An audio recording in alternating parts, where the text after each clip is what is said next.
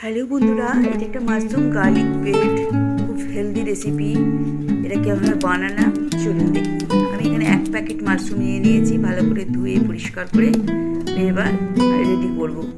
এর মধ্যে কিছু ভেজিস আমি ইউজ করছি, ক্যাপসিকাম আর সুইট কর্ন আর টমেটো, ওইটুকু কেটে রেখেছিলাম।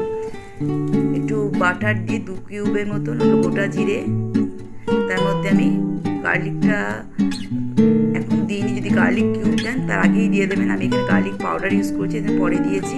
যদি গার্লিকের কিউব দেন 8-10টা মতো নেবেন। এখানে গার্লিক পাউডার ইউজ করছি 2 চামচ।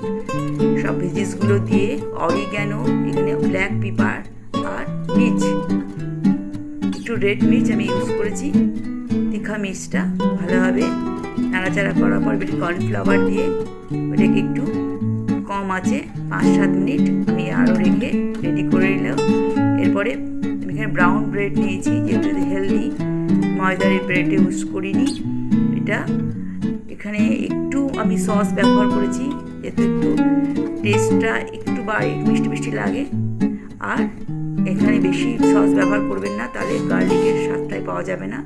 একটুখানি ক্রিমি ভাব আনার জন্যে আমি এখানে অল্প মেয়োনিজ নিয়ে নিলাম। যেটা বানালাম সেই পুরটা আমি দিয়ে দিলাম।